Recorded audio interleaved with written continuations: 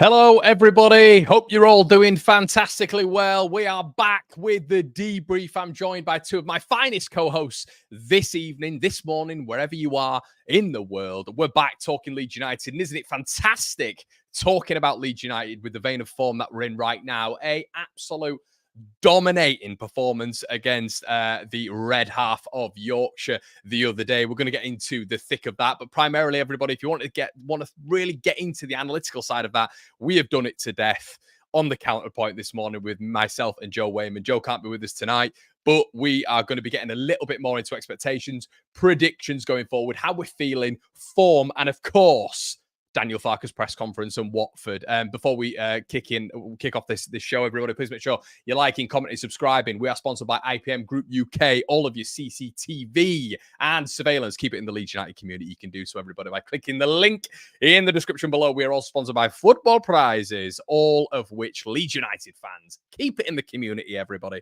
And let's get into it with no further ado. We have Gabe. We have Oscar, Mr. Stoutamore, however the hell you pronounce that second name of yours. I should know by now. How on earth are you doing, my friend? Listen, how long have we got?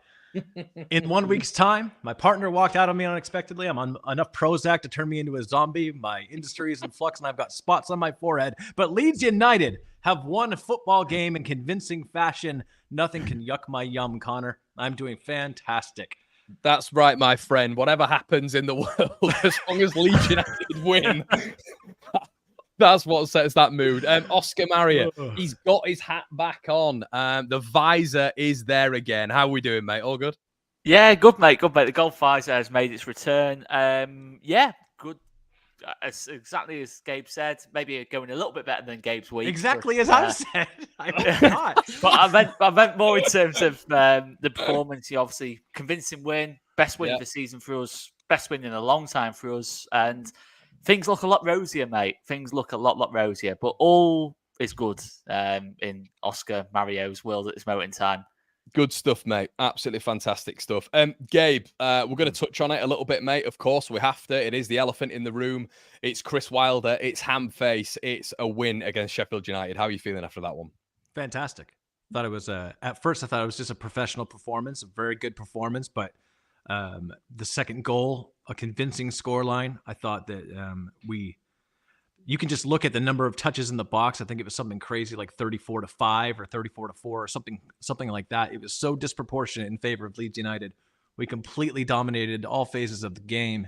And I was very pleased that the scoreline reflected that. It felt, well, so for men and women too, Barry, but I appreciate that. He's giving you backup, mate. Don't pick No, apart. I'm just saying, anybody gets broken up with it, it stinks. But no, you're right. I agree. And thank you for the support. Listen, it was a fantastic match. I think that I know we'll get into it in detail. Yeah. But there are lots of plaudits to give out, and at some point in the show, I will tip my cap or Oscar's cap to Daniel Farke, because I think we have to talk about the job that he's doing and the differences we've seen over the last couple of games. It's still early in the season. There's still a lot of football left to be played, but I'm very, very enthusiastic. Yeah. Oscar, does Daniel Farke get you incredible hard? Well, at the minute, it's looking a lot more positive. I'll say that much. I think the last 4 games in general have been much better, much more fun to watch. I think much more infusing in terms of the rest of the season. I think in terms of pulling out the good words tonight. Jesus, I know, yeah, infusing. For the rest of the season, I would say that definitely. I think we're looking a lot better going forwards. I think there's been small improvements defensively as well. I think Rothwell Tanaka is working fantastic as a midfield pairing. Talk to me. Let's not go on. Talk to me. Come on. Yeah, let's talk about Rothwell Tanaka. I think it's interesting. That Ethan Amper who? Yeah, I mean, listen, obviously I knew as soon as we won the game that would become a thing. But no, I think Tanaka has adapted to play more of the Ampadu role, and Rothwell's probably a little bit more pushed up the pitch, a little bit more box to box, and I think that suits his game perfectly. Yeah. I think Tanaka has taken on the role superbly well. I don't think he's natural at it, but I think he's our best midfielder in possession. I certainly believe that, and I think out of possession he's so tenacious, and he's really adapted superbly to that position. Rothwell, I think, has always had that quality on the ball. I think he's getting better defensively as well. And as a unit, it works brilliantly. And I think the one thing to say is, it's not just in terms of the tenacity and then product of those two. I think the association is that Ampadu and Gruev are more efficient passers. But by the way, Rothwell, he does 94% last match, Oscar, and 89 for Tanaka. That's an incredible rate. By the way, with varying your midfield play, so it's not just 5 to 7 yard passes. With the greatest of respects, they were switching balls, hitting big switches. Exactly. I was just gonna say, something that neither of our other two midfielders seemed. Connor, I think did you say this with Wainman or in your match reaction? I don't remember, but you were talking about we've been pointing at Daniel Farke and saying it's a systems handbrake, but maybe it's not. Maybe it's just a matter of ability or instinct. We don't know. Mate, I will just say, I think I did always believe. I think when I said that in the Burnley game, it says that Tanaka and Ramazani were both missing. I do thoroughly now believe that. I think Ramazani and Tanaka have totally evolved the system to an extent. I think certainly Tanaka, you look at in terms of his ability to break the lines. I think part of it was tactical, but I think when you've got Ramazani making those runs in behind, stretching the pitch in behind, offering that transitional threat, as much as Nonto, Aronson, Perot are all really good players, I don't think they really offer loads on the counter in terms of speed. Ramazani offers that. Tanaka's got the ability to pick that out, and I think it just gets us up the pitch a lot better and a lot more quicker as well. Not just better. There's just more tenacity to the team in general, not just off the ball, on the ball as well. I think we just look. We look like we were Oscar. We looked like we were on fire, didn't we? At stages, it was like the crowd was getting behind them. Yeah, that helped as well. Massively. Ramazani was putting big tackles in. Rothwell was putting big tackles in. I thought Tanaka was getting involved in it as well. None of them was shying away from it whatsoever. And I think that was the question, Gabe. I think that was the question, mate. When it comes to that midfield, is that midfield maybe a little bit timid? Has it got the backbone? Has it got the combative nature of an Ampadu and a Gruev? But by God, mate, to say they had Hamer, O'Hare in between their striker and their midfield line. I mean, mate, I think they're still in Leeds. I don't know where they are. They were absolutely anonymous. Yeah, and it was interesting hearing the Sheffield fans come back and talk about their discontent with O'Hare and that they just don't think they're seeing it right now. And same thing with Hamer.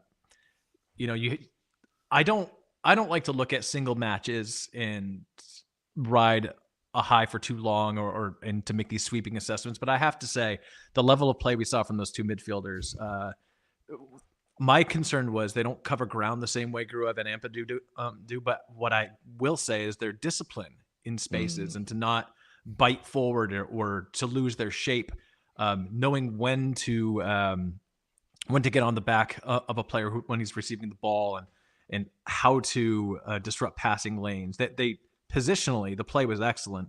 And to Oscar's point, in terms of speed of transition, it's not just the balls they're playing, but it's the quality, that's the placement, it's the weight of the passes as well that I think I'm seeing a difference. Again, it's a small sample size, so I'm not going to say anything wild. But so far, I mean, we still have a lot of tests away from home, right? We're going to play some good teams away from home. It's all well and good to go and play at home at Ellen Road. And when things are clicking, it seems like we're on top of the world. There's a lot of football left to be played. But just in terms of that pairing and what they've done, and again, I'll do it now. And for Daniel Farke, I mean, there's some things that we really have to acknowledge here. That we're tied for second best in goals scored, and that's with 3 different strikers playing games, 2 wingers out injured for most of the young season, and an entire swap out of your central midfield. I mean, that has to be pointed out. We're tied for the 3rd best goals against with a new right back, and both fullbacks have reputations for being more attacking players versus defending, and a center back in Rodon, who everybody will say has not had his best season so far. He's still been good, but hasn't quite met the standard. Gabe, just that point as well, because I want to add to what you're saying as well there. He's doing a press conference today, and it's funny how winning changes your mindset a little bit. And my mindset was, I remember with Rutter last season, it really frustrated me when he was almost, I'm paraphrasing here, in a press conference last season saying, look, mate, I want you to pull back from the skills. It was very much like, I don't really like that. And it was almost like you want him to gloss that. You want him to glaze that. You want him to say fantastic. But, I was listening to him in the press conference earlier on, and he was talking about Rothwell, and he was talking about how he still needs to add X, Y, Z to his game. And I do feel in a strange kind of way, it's really good psychology. You used to hear it from Ferguson, Wenger about, not just those players knowing from the manager within sort of 2 to 3 games that they're the end product. You still need to improve, you still need to impress, and you still need to develop to make that role yours, And I think that's maybe something that I glossed over. And maybe it's just a little bit of man management, of which Daniel Farke is perfected, because he is getting the best. It's a good squad. Look, we all know, there's 3 of us here. We all know it's the best squad in the league. You've still got to get the best out of them, haven't you? Yeah, 100%. And I think that different players are coached different ways. I think some players thrive when you tell them that they're constantly missing the mark, and there are other players that need kind of have an arm wrapped around them. Not being in the changing room, we don't really know what players are what, but looks like Daniel Farke is getting a good beat on this squad. I think just something else I want to say as well, when we look at, and we have to give him credit because, we've dug him out a little bit when we thought he's been doing things wrong. I've certainly been a part of that, but we have to acknowledge when we see things go well. And when you look at the injuries in the squad and the departure of the players, to have the best XG in the division, best XG against in the division, the top XG goal differential. You can point to the players and say there's individual quality. There absolutely is. But when you have this amount of chop and change, this amount of players coming in and out of the team, Dan James out, Solomon out, we can talk about a tired Brendan Aronson. We can talk about a brand new right back that's taken a little bit of time to bed into the squad. We can talk about a center half maybe not playing at his best. We can talk about the twin central midfielders, which we have done. We could talk about changing the striker. I know we've criticized, or I don't want to say we, because not all of us criticized this, Connor, but I know that there was some skepticism about going with Pirou and as opposed to letting Joseph just stay in and find his form. To bring Joseph on for a goal and the kind of goal he scored, what that will do for his confidence and that how he'll be pushing Pirou. What I want is to have 2 guys scoring goals, nipping at each other's heels every single week for that playing spot. And he went 4-4-2, to be fair to him. Went 4-4-2. Yeah, and to be honest, and looking at the quality of pass that Pirou played for him, it's nice to see these guys hitting these paces so early in the season. Gabe, it was a brilliant goal. It was a brilliant goal. It was a superb. The weight of the pass. I thought Oscar will bring you in here, mate. Joseph's body distribution. I was hearing a lot of it's a foul. If that is a foul from Joseph on the centre back or the centre midfielder Sidney Peck, I mean, I don't want to play football or even just be involved in football ever again. He maneuvered himself into such a position where, for me, he let the ball roll across to his favoured right foot, and it was just to which it was a point at which he was going to get the best connection on the ball. Keeper came out, really good body distribution, excellent balance. This boy's a talent. He's a proper talent, Oscar, and I think I'm really, really happy for him that at last he's got another goal. And I'm just hoping now, if he gets the right minutes, we're going to see Joseph really, get into it a little bit more. 100%. And the goal he scored was the goal you expect from someone 10 years his senior kind of thing. You expect that from like a well-seasoned pro. So to use his body the way he did is amazing. Great pass from Pirou as well. I've never really associated that with Perou's game. That kind of playmaking, those kind of passes in behind, but I thought his all-round game as well, Pirou, was really good. Even though he didn't get the goal, I thought it was a really good performance from Pirou. I think it's still up for debate, that one, in terms of who should be the starting striker. Yeah, There's definitely still a case for Joseph. I don't think it will be Joseph for a couple of weeks now, maybe a couple of games rather than a couple of weeks. I think Perou's probably got that spot for a few games now. But there's definitely still a case for Joseph, no question about it. And I think Joseph, for me, is the more complete centre forward out of the 2. I think as well, both can play on the pitch at the same time. I think I said that sort of last week. And I think certainly, whether it can be from the start of the game, who knows? But I think there's definitely a case for it in certain types of game where teams sit off us, where there's a bit of space in between the lines. Pirou can play in there. Joseph can sort of make those penetrating runs in behind and stretch the pitch that way. There's definitely no reason why that can't be the case with Nonto and Ramazani to the side. That can definitely work. Is it something we need to do right now? Probably not, because I think Amerson's doing a great job in the 10 role and for the system in terms of the way.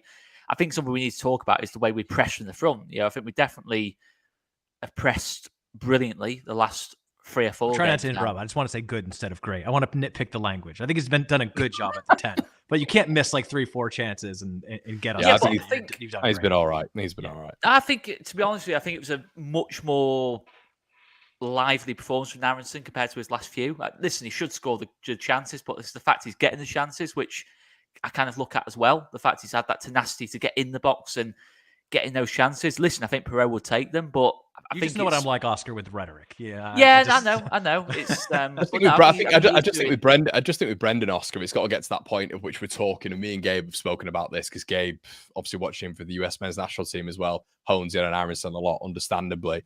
I think it's just got to get to a point of which now with Brendan Aaronson, we're realistically not talking about him just getting into the good positions, him just working hard, energy, endeavour. For me, I'm not going to make. No, but he's getting into the positions, Oscar. But they've got to go in. But if we're talking about the pressing, the off the ball work, that is a very important part of our system. To be fair, and that is helpful in terms of Tanaka and Rothwell. As much as it's working as a duo, can it work as well if you slot Perot in that 10 role? Maybe not being able to press. Listen, I personally think Aronson's probably the most under pressure player in the team at the minute for their starting place. I do believe that. I think if Perot was to be moved from the centre forward spot, it wouldn't be to the bench. I think it would be to the 10 spot. Or as well, Oscar, you've got a conversation now, and I don't think this will happen because I think you've got a really nice equilibrium, a really nice balance on either side with Ramazani and Nonto. But I think there's genuinely a conversation now because of how effective Dan James is at this division and what he did last season. There's a conversation for Willie Nonto to go in that number 10 and Dan James to be wide right. And the idea of having Nonto and Ramazani playing close to each other, being able to, Ramazani can drop into the 10, Nonto can go outside, and vice versa. There's good fluidity there. Listen, Aaronson, is definitely under pressure, and I've not actually been as big on Aaronson as what others have been, to be fair, in terms of his overall impact. But I think in terms of tactically, he's what I'd call a very good tactical player, Brendan Aaronson, in terms of, I wouldn't say. If you do going on pure talent and pure technical quality, he wouldn't be a starter. If we're being honest. I think as well now, Oscar. Just to give you on a bit of Joe was saying this earlier on about what Aaronson gives you off the ball. I think if you start with Joseph, and I think now if you've got, which I don't think is going to happen, but I think there's an option there. I now think if you've got Dan James on that right hand side, there isn't as much of an onus to have Brendan Aaronson in that front four to press, because I think you've got in Joseph and James really, really effective pressers. So I think that maybe reliance becomes a little bit less now Dan James is back into the fold. And I think the other thing as well is certain games are going to suit certain players better. Against teams that play a high line, for all day long, I want Dan James on the right-hand side and Nonto inside. I think it suits Dan James a lot more on that right-hand side than it does Nonto. Especially with Tanaka and Rothwell's long balls now, potentially. Exactly. To actually catch these teams in transition. And the fact that we're able to play more vertically, get from front to back a lot quicker. Back to front, sorry, a lot quicker in every kind of sense, really, defensively and going forward. And certain games will suit, a Nonto, Aaronson, Ramazani pairing or Perot in the 10. So I think it just depends on the game, really. What we've not touched on, Oscar, is what Loftus has just said here. We've given two alternative options there about Solomon in the 10. What are your thoughts on that? You're not as up on Solomon, are you? No, to be honest, I'm not at this moment in time. I think Solomon, a lot of the idea of Solomon is the fact that he's played for Tottenham and Fulham. But when you actually look at the minutes played, it isn't a lot of minutes. And I think Solomon's still got a lot to prove. I think he's definitely a very good footballer. I'm not doubting that for 1 minute, but I think we need to see the performances before we can start praising Solomon rather than talking about what Solomon can be, if that makes sense. Hilarious, though, that the inverse is true for Joseph, though. You want to give him more opportunities to prove himself versus Solomon. It's a weird one with Solomon. So we all have our favorites, and I think that's absolutely fair. I think one thing I do want to point out, though, with all the comments, is we've just had one of our best performances of the season. The level was really, really high against a very good in this division team, and we're getting so many comments about how we should change the team. Farke is not going to change the team as long as they play like this. And to be honest, I don't see that he should. As long as it continues to work, I think particularly with Piru, from what I've seen from Piru, and I haven't followed him his entire career, but what I have seen over the past couple of seasons or so, he's a very streaky player, right? So as long as his goal contributions are coming every match, which is what you want your striker to do, great, start him.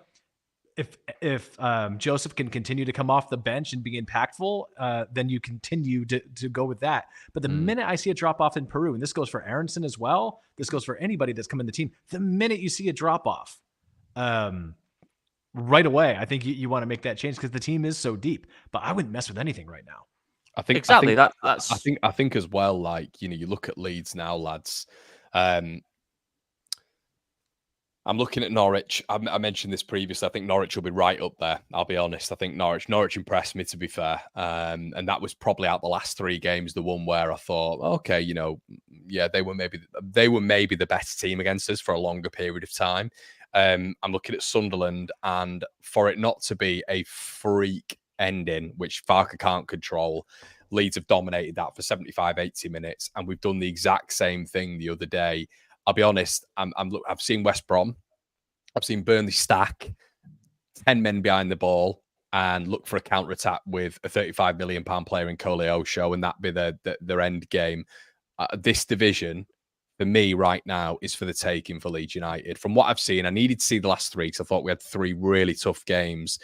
We've not lost any of them. We're amid an injury crisis, and the depth we're still able to bring off the bench in internationals, in James and Solomon, etc. Schmidt's not even getting a look in. I have to say I'm exceptionally positive about what's going on right now, and I think Friday really enforced that. I thought Friday would be a lot tougher, and it was. I thought for large portions of it, it was men versus boys. Not a lot of money either, Connor. I know that there was a lot of huffing and puffing about the summer's business, but the reality is, hat's got to go off to Farke and the recruitment team, because the amount of money they've managed to save to build a squad this deep, I have to say it's pretty remarkable.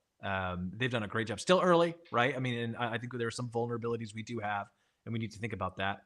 But I'll tell you what, if we do go up, and I think we should with this side, by saving us money in the summer and really doing good bits of business, they've put us in a much stronger position for next season, which you have to be in order to compete to stay in the division. It's really, really hard to stay up. I think the recruitment team deserve great credit, huge credit, in terms of, I know the narrative will be different if we have a drop off in form, why didn't we sign this player and that player, but to lose players like Rutter, Somerville, Archie Gray, players like that in one window, having, fallen short the season before, and to come out of it with as strong a squad, probably a more balanced squad this time around.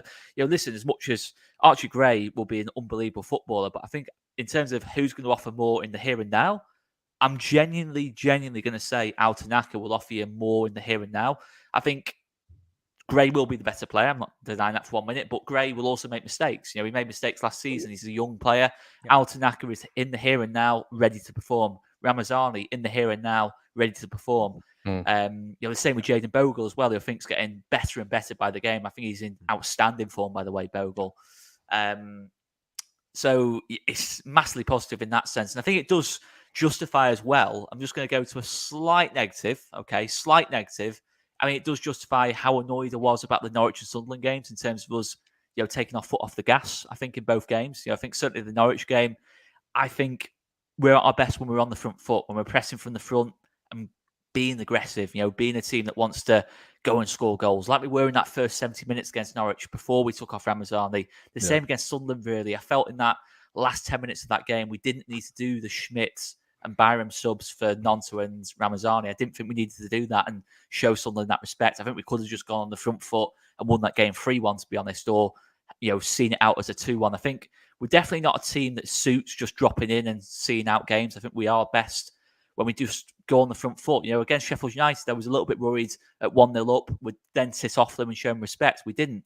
We stayed on the front foot, pressed high up the pitch, forced Sheffield United into mistakes, and we find ourselves that second goal. I completely agree, by the way. And that's I think part of the reason why I was so critical was that I always felt we had this quality to do this. Maybe not against a team as good as Sheffield United, but I think if we carry on the way we are doing, I think we've refound what we were doing in pre-season.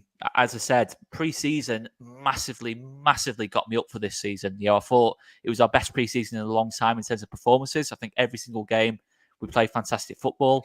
I think we've now rediscovered that.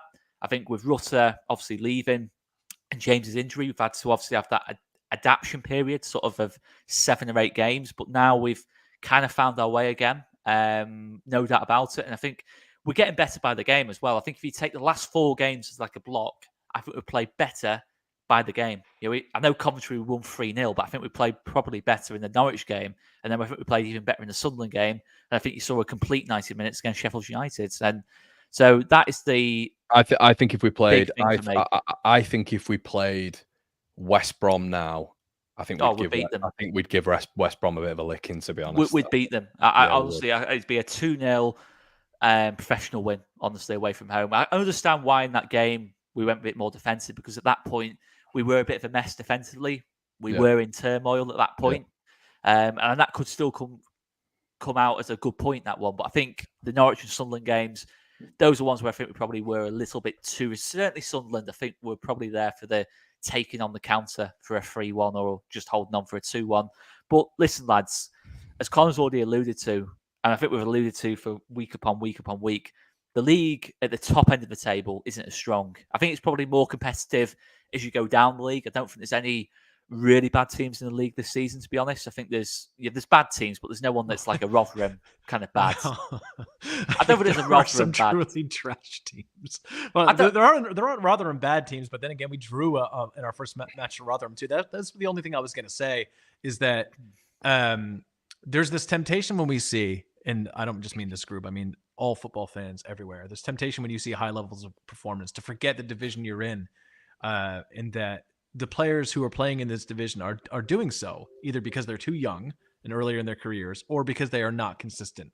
So we'll see high levels and then we're going to see drop-offs, both individual and collective. So I just want to caution everybody. We've seen us play really well. We still haven't seen us at top gear, I don't think. But we've seen us play very, very well. And that was the best performance of the season, in my opinion, just in terms of completion. But I do want to emphasize that there are going to be matches where some of these players are not going to turn up at the same level. And I think we should just be ready for that, knowing that we have enough in the locker to be just fine this season. I don't think it's not one of those things where now if we play like that, we play this team, we'll beat this. It's, it's not necessarily a perfect science like that. The further down you get on the footballing tree, the less like machines these players are. And Gabe, I think that's spot on. And I think what I would add to that is this is where Daniel Farke needs to show a real difference for me in his development as a coach. I think last season he struggled to trust the group. I think now he's almost been forced to trust the group. I genuinely don't feel Tanaka and Rothwell would have got him for a while if Gruev and Ampadu were fit. He's lucky that's worked for me. And people might think different, but I genuinely don't think we'd have seen Tanaka and Rothwell for a while, especially Rothwell. I think that is starting, Connor, right? Like getting starting again.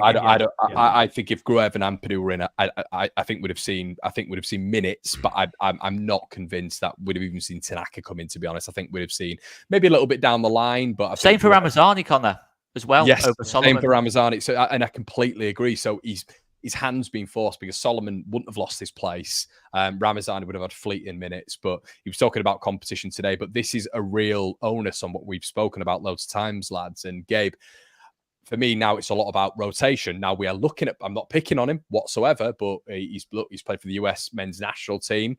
Obviously, Brendan Aronson, I would say maybe since the Cardiff game, where, by the way, the Cardiff game, I thought he was superb. But Coventry, Norwich, Sunderland, and now Sheffield United, I think Brendan's maybe his form's dipped a little bit, and I think we've got options there. I don't think he drastically needs to be taken out, but I think right now, Daniel Farke has the real sort of he's gonna have to have a conversation with his staff and himself in a way of utilizing that squad, because we do have depth even with injuries out, and I think that's probably the next step for Daniel Farke, isn't it, Gabe, in terms of maybe bringing a Dan James in or bringing a Manor Solomon in with a little bit more time to give others a rest. Well, you know that Farke likes to bring players who are out of fitness back into fitness slowly, so I don't expect any changes this week. What I will say about Aronson is, I don't think that he was poor last game. I think that aside from the misses, he was good, but the misses are big, right? And you have to dig him out for those. But that shows how small the margins are. Like the margins for Joseph, if he'd bag some of those chances, for me, I'd be saying, keep him in there no matter what happens. Yeah. So, for me, Aronson, you don't want to be known as that player who is just on the wrong side of a bad margin. You want to, it's sort of like in fighting, you don't want to leave anything in the hands of the judges, right? So what he has to do is next time he gets an opportunity, he's got to put it in the back of the net, because Farke will really enjoy the endeavor. And maybe he does, I will say, just the energy levels and the ground covering, but those are like second or third degree metrics you want to look at in terms of a player's impact at the number 10 position. It's important. It's really important to how the team plays, especially Oscar talked about matchups. But the most important thing in a number 10 is goal contributions and facilitating goal scoring. The same way that a number 9 is the most important thing is to score the goals, right? So we can't say, well, you keep Pirou in the team and keep Joseph out of it because Pirou is scoring more goals right now, although the margin isn't that different. And then say, well, it doesn't matter if Aronson doesn't finish. I don't think he'll get pulled this game. I don't think he should be pulled. I think that the rest of the play has been good, but at some point it's going to be a make or break. You're going to have to start finishing chances. You're going to have to start playing passes in. You can't have you would have had an assist here. You would have had an assist there. You would have had a goal here. Ultimately, the team's deep enough. Other guys can do it.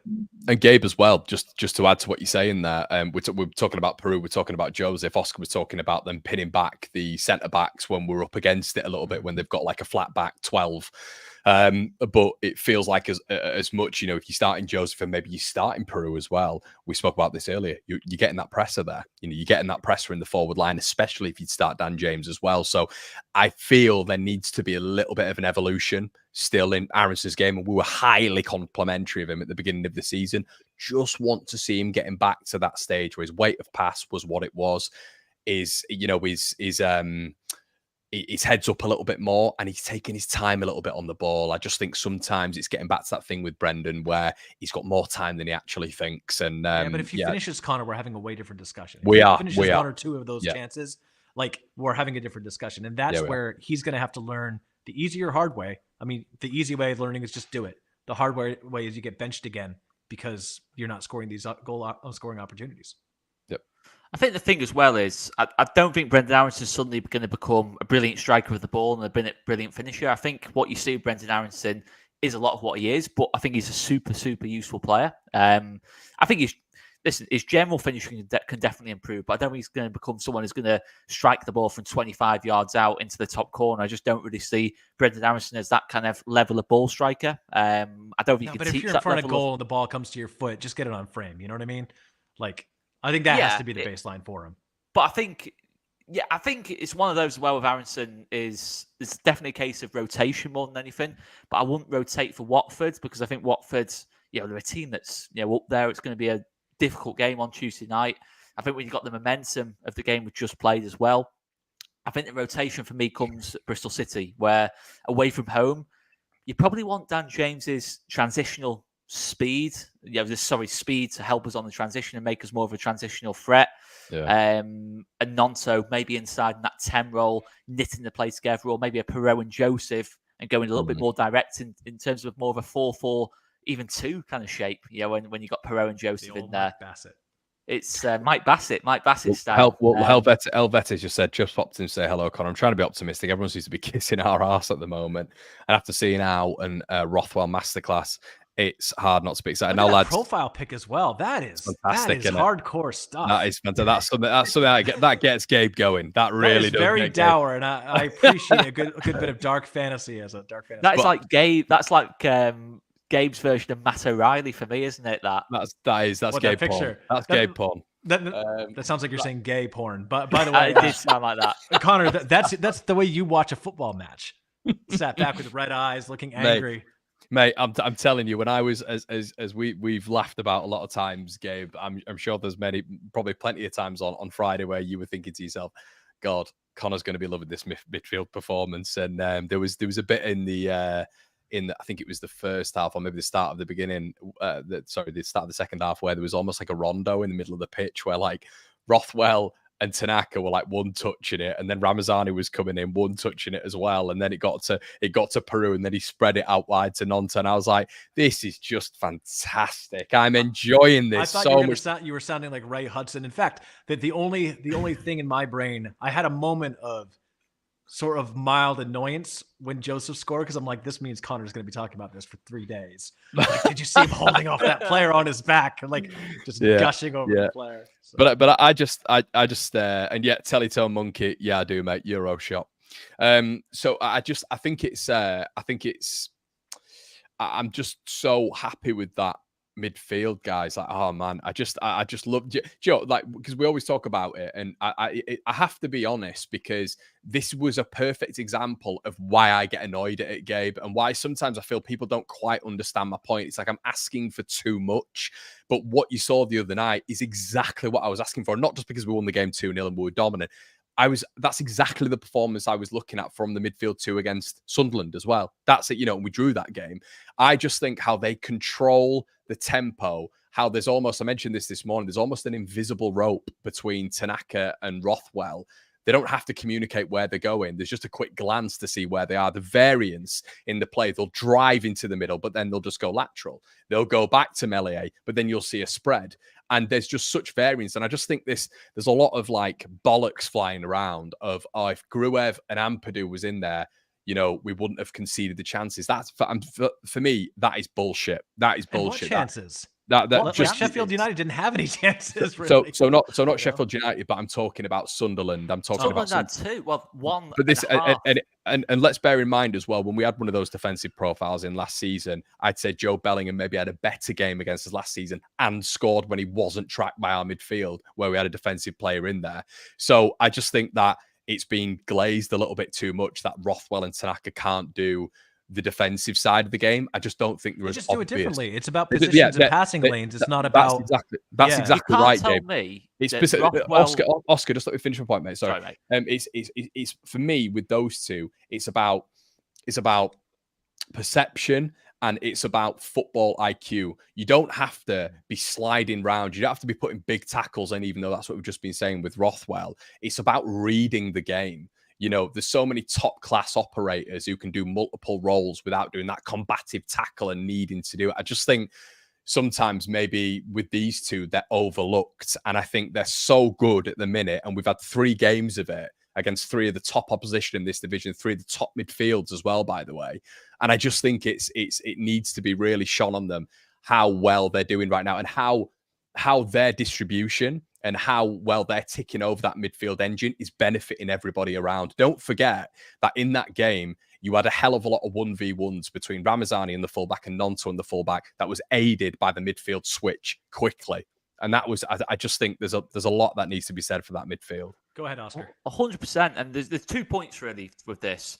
You can't tell me that Tanaka and Rothwell is not more fun to watch as a duo than Gruev and Ampadu. I'm not saying necessarily Tanaka and Rothwell, when everyone's fit, would be in the starting midfield. I think I still definitely find a place for Ampadu in there somehow.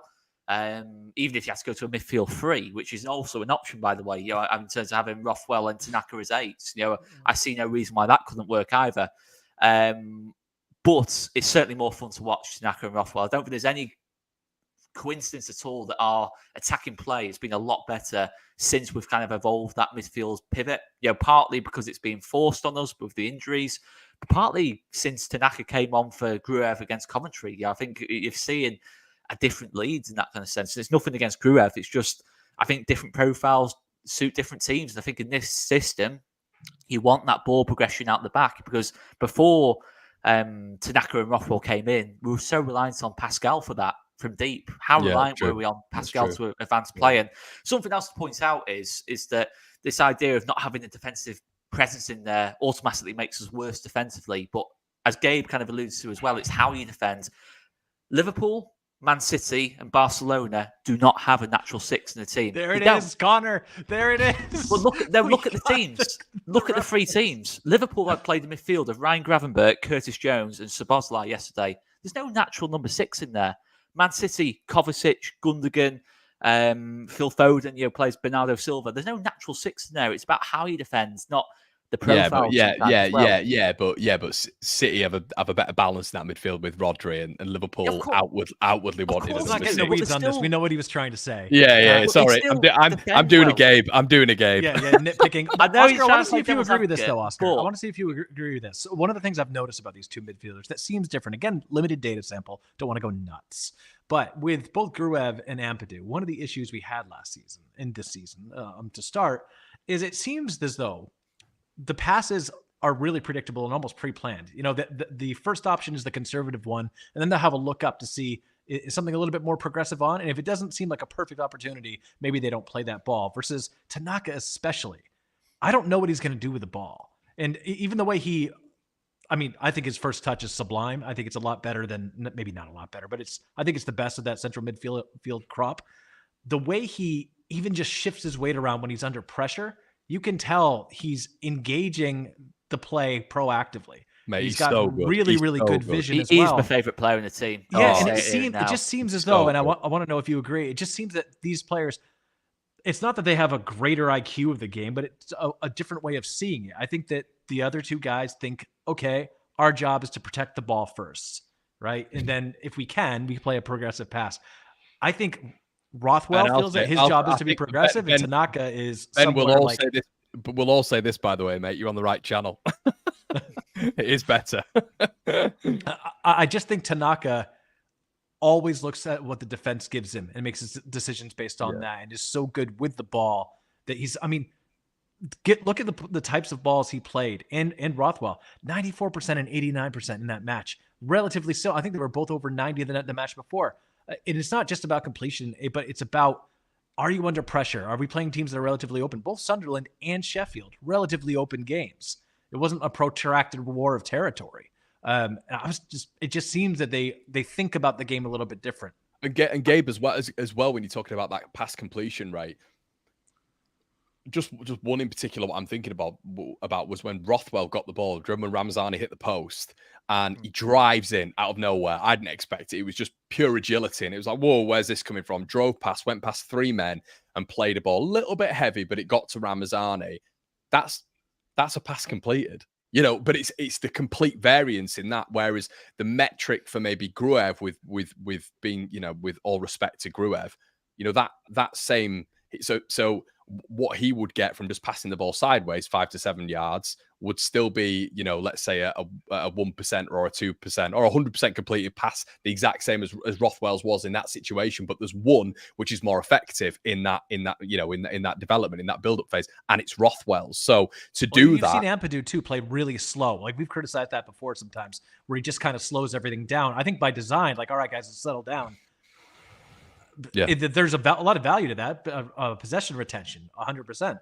But I have to say, this is different, and it is, to Oscar's point, it is more exciting to watch. I'm not ready to say it's better or worse, but I got to tell you, it's more fun to watch. Do you want to just quickly move on as well, then, because I don't want to get away from this, but do you want to talk about Watford a little bit, Oscar? Looks like obviously they came off the back of a Derby Day defeat to Luton, got absolutely slapped up, and Luton are back now, according to everyone else. As soon as I saw that, did you see that Watford tweet? Taking in the scenes. Gabe, as soon as you see that, if Gabe was in charge of admin, Oscar, if Gabe was in charge of admin, that's exactly what he'd have tweeted out. What? You wouldn't tweet that foolish game. It was basically, they'd gone down to, if you missed it, they went down to Luton. Obviously, there's a bit of a rivalry there. And as we know, with the greatest of respect, Luton is, how do we put this? It's a challenge ground, isn't it? Yeah, it's a challenge ground. It's a good way of putting it. And it was just, mate, it was pissing it down with rain. Classic English sort of Saturday. You're right. That's 100% what I would have tweeted out. On the I would have been like, this is awesome. But they put taking in the sights, and I just thought that is, and they were just filming the shittest parts of the ground, and I thought, you've still got a game to play here, and this is a demoted, relegated side, and then obviously Luton went on to absolutely smack them up 3-0. They deserve it then. Yeah, I'd be filming those beach towns though. Coming in. Luton returned the serve, and they returned it very well. You just, as soon as I saw that Watford, you're losing that game. It just never ever ends well. That another lovely day after the game, it's fine. After the game, it's absolutely fine doing that. I.e., when we were having a bit of banter with Sheffield United, with that tweet about unbeaten teams in the league, etc., etc., that works fine. But when you do it before the game, you're just asking for trouble. It just can't happen. You just can't do that. Weird team at the minute, though, Watford, aren't they, Oscar? Seem to they're still a good team. Yeah, I'm not going to suddenly say Watford aren't a good team. They've got a lot of decent players. I think Tom Cleverley has proven himself to be a very capable coach. I think you saw signs of it when we played them last season away from home. Yeah, I think it was the start of our bad run, really, was Watford away last season. It was a very difficult game. And yeah, it's going to be a tough one on Tuesday. But fundamentally, Beating Middlesbrough and Sunderland in the last 4. Yeah, tough teams to play. I think they're definitely better at home than they are away from home. That's one thing to maybe say. But yeah, we'll need playing that sardine can of a stadium. Exactly. I mean, they're getting intimidating atmosphere at Vicarage Road. Famous intimidating atmosphere.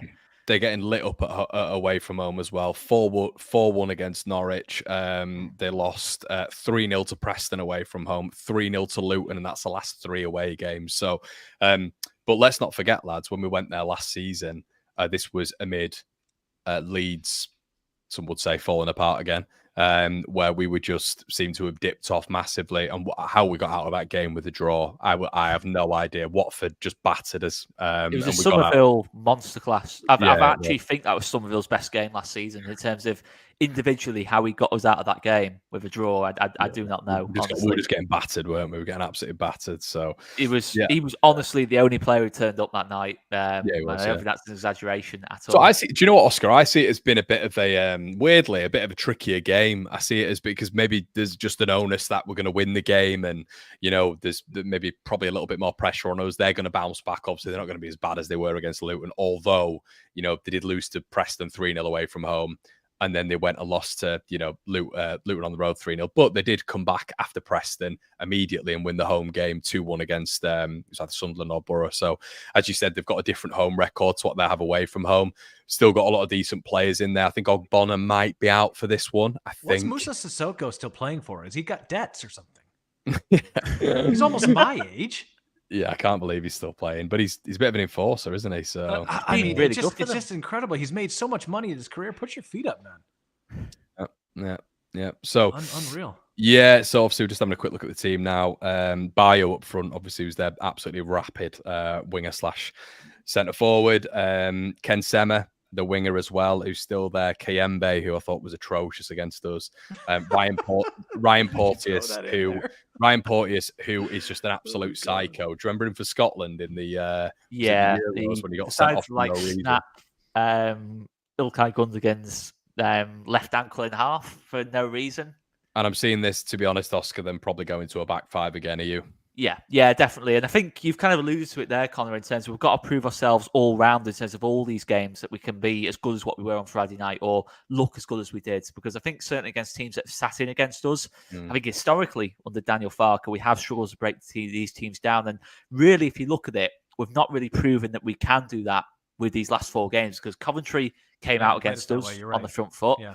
Norwich played on the front foot against us. Sunderland certainly did from the start of the game. And Sheffield United, all right, maybe they were a little bit more defensive, but it's a high-quality team. So we've got to show against these, I'll say it in inverted commas, lesser teams who sit in a little bit more, that we can show what we can do. Otherwise, we haven't really made the progress we think. Do you remember this at Vicarage Road? Oh, yeah, it was horrendous. Do you remember Dennis beats him in the air and Cooper's got about 5 men behind him and he calls offside? Oh, then he just went and did him twice and put it in the bottom corner. It was just... Millie should have saved the shot as well that came in, if I remember rightly. The amount of embarrassing moments we can remember. I think Coops got subbed off on the hour mark, I think, in that game, which was...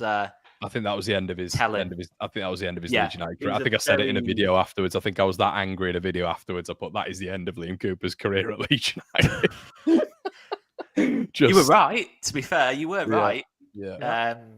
It's that game was just the start of where I was starting to panic with this Leeds team. I think before that game, I was totally calm, thinking, "Yeah, we'll get there." 3 or 4 points ahead of Ipswich, and then that game happened. It was like, okay, this is not going to be as easy as I maybe thought it would be. We are doing a Leeds. This is where the start at the end is coming. And I guess this is why. Do you think it's really important, like I've mentioned on the channel as well, Gilovodji potentially coming in, obviously ex-Mainz, Wolfsburg and Atletico player. Gabe, do you think it's pretty important that Leeds get an experienced player over the line? Because obviously Daniel Farke was talking about potentially positive news coming out toward the back end of next week regarding this signature of this unknown player. He was spotted at Ellen Road on Friday, 34 years of age, can play centre-back, central midfielder. It seems like a smart one, doesn't it? Yeah, we can talk all we want about how well the squad's playing right now, but we are on the brink of an injury crisis. So we need some depth at the central midfield position. I would love to see Charlie Crew be able to come in and play well, but I think it's a lot to ask of an 18-year-old. Yeah. That being said, I mean, I do think he needs some rotational minutes. If he's going to get bedded into the squad, at some point he has to start playing.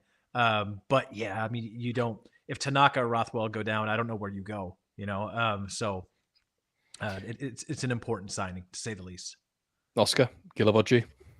Yeah, I think just getting depth in that position, experience at that as well. It's not a player I know a lot about, I'll be honest. Probably do need to watch a little bit of footage before I can have a full opinion on it. But yeah, I think just getting an experienced body in midfield is important. As much as Charlie Crew, it'd be nice if we can get him minutes. I'm not sure Charlie Crew's ready. Certainly, Charlie Crew's not jumping out at me like Archie Gray, for example, was before last season. Or even Darko Giabi, who has proven to not be ready either. But I think he was probably playing looked a lot more ready than what Charlie Crew does look. So I think Charlie Crew is probably penciled in for that FA Cup third round game. I think is probably what needs to be said. In January.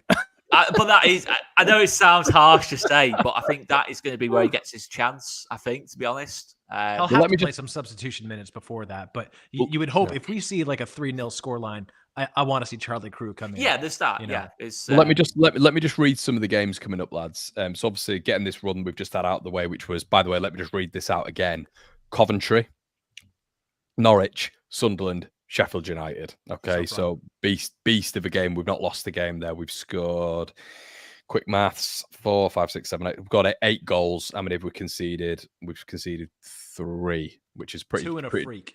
Yeah, exactly. 2 and a freak. So next coming games, Watford at home. Out of context, that does not sound great. Yeah, but that's how I'm going to spend my weekend. Watford at home, Bristol City away, where Leeds have got. I'd say Bristol City is probably one of the best records we have in the Championship. For some reason, we just always seem to win there, and I've no idea why. I do love Bristol. Yeah, Plymouth at home. Wayne Rooney's Plymouth. Gable like that one. Millwall, who are going through a bit of a tricky period at the minute. One winning 6, and QPR bottom of the table, lads. That in 5 games, including Watford. I will put Watford in there. Lads, I'm looking for maximum points. I'll be honest. Yeah, I think points. minimum 12 or 13 minimum. Yeah. One maybe iffy performance because it's a championship and it's a competitive league. But yeah, I think I've seen a few mention about Isaac Schmidt and Sam Byram. I think there's definitely a case to rotate the fullbacks at some point because I think you have to look at the amount of running both Bogle and Firpo are doing at this moment in time. I think that maybe does need to be looked at. I think not so much the centre-backs because we can't rotate the centre-backs because we haven't got the depth to do it. And I think Rodon and Strauch, there's no real reason to do that because they're not covering as much distance as what a Firpo and Bogle are. So certainly in that Bristol City game, I'd look to maybe get one of Schmidt or Barham in there, just to get some minutes on the board, opportunities to get him into the team. Firpo is probably going to get suspended at some point because he is on that 4th yellow. That's coming, isn't it? And you're never going to change Firpo's style. He is always going to be someone who defends on the front foot and is going to pick up bookings. So I'd even tactically, to be honest with you, it might sound a little bit strange to say, it might even be opportunities to get Firpo booked when you're looking at the games coming up. I'd rather have Firpo suspended for games against teams like, say, QPR or Plymouth than, say, I don't know, Middlesbrough away or something like that. I don't know if that makes sense. I think, I think you're a little in your own head. I know what you're saying, but you're not going to tell your player to take it like an intentional yellow. Mourinho did at Real Madrid. Look it up. It has been done. Oscar, I will never ever. You will never ever fail to amuse us with your top level references all the time. It's absolutely. But look fantastic. it up honestly. Sergio I will. Ramos. I will. You don't have to encourage Sergio Ramos to get a yellow card. Booked, and they got booked. So I think they were playing like someone like Zenit St. Petersburg in the Champions League next, and he thought, take your booking now, miss that game, and you're back with no yellow cards for the knockouts. We could do the same with Junior Firpo. Oscar, tell me your score prediction for Watford, mate.